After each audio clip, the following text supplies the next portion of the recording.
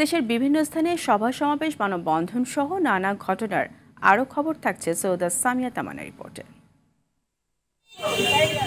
বাগেরহাটে জেলা স্বেচ্ছাসেবক দলের উদ্যোগে বিএনপি ঘোষিত রাষ্ট্র কাঠামো মেরামতের ৩১ দফার লিফলেট বিতরণ করা হয়েছে। বৈষম্য বিরোধী ছাত্র আন্দোলনে গুলিবিদ্ধ হয়ে দৃষ্টিশক্তি হারানো সাতক্ষীরার শাহিন হোসেনকে ১ লাখ টাকার অর্থ সহায়তা দিয়েছে বিজেপি। টঙ্গীর ইস্তেমা ময়দানে তাবলিগের সাথীদের উপর হত্যাকাণ্ডের প্রতিবাদে বাগেরহাটে সমাবেশ ও স্মারকলিপি প্রদান করেছে বিভিন্ন জেলা থেকে আসা তাবলিগ জামাতের নেতাকর্মীরা। একই ঘটনায় ব্রাহ্মণবাড়িয়ার বিজয়নগরে উলামা মাশায়েল তাবলিগের সাথী ও সর্বস্তরের তৌহিদি জনতার ব্যানারে মানববন্ধন ও ইউএনওকে স্মারকলিপি প্রদান করা হয়েছে।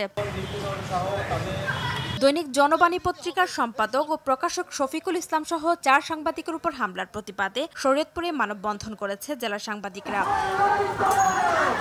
ভূমিহীনদের খাস জমিতে পুনর্বাসন, রেশনের ব্যবস্থা করা ও দ্রব্যমূল্য কমানোর দাবিতে ভূমিহীন গৃহহীন সংগঠনের উদ্যোগে রংপুরে বিক্ষোভ মিছিল হয়েছে। পরে সংগঠনের নেতাকর্মীরা জেলা প্রশাসক বরাবর স্মারকলিপি প্রদান করে। ময়মনসিংহে ব্রহ্মপুত্র নদের দখল দূষণ রোধে করণীয় শীর্ষক মতবিনিময় সভা অনুষ্ঠিত হয়েছে। ব্রহ্মপুত্র সুরক্ষা আন্দোলন, অন্যচিত্র ফাউন্ডেশন ও ওয়াটার রাইটস ফোরাম যৌথভাবে এই সভার আয়োজন করে। নড়াইলে শব্দ দূষণ নিয়ন্ত্রণে শিক্ষার্থীদের নিয়ে সচেতনতামূলক প্রশিক্ষণ কর্মশালা অনুষ্ঠিত হয়েছে। শিক্ষার মান উন্নয়ন এবং উৎসাহ প্রদানে ঠাকুরগাঁওয়ের পীরগঞ্জে কৃতি শিক্ষক শিক্ষার্থী শিক্ষা প্রতিষ্ঠান ও প্রতিষ্ঠান প্রধানদের পুরস্কার প্রদান করেছে উপজেলা মাধ্যমিক শিক্ষা অফিস। বরিশালে শিল্পাচার্য জয়নুল আবেদিনের ১১০তম জন্মবার্ষিকী উপলক্ষে চারুকলা বরিশাল জয়নুলের জলছবি শীর্ষক ৩ দিনব্যাপী উৎসব শেষ হয়েছে।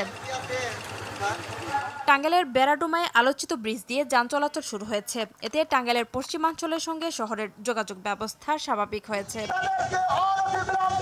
নড়াইলের মাইজপাড়ায় এক ইউপি নারী সদস্যকে সংঘবদ্ধ ধর্ষণ ও হত্যার ঘটনায় বিচারের দাবিতে মানববন্ধন করেছে এলাকাবাসী।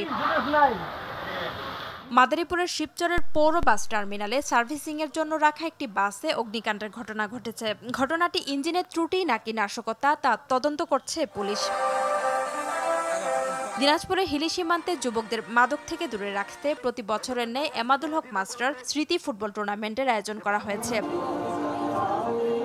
নোয়াখালীর চাটখিলে শিবপুর খেলাঘরের আয়োজনে মাসব্যাপী ১৬টি দলের অংশগ্রহণে ব্যাডমিন্টন টুর্নামেন্টের ফাইনাল খেলার পুরস্কার বিতরণী ও আলোচনা সভা অনুষ্ঠিত হয়েছে।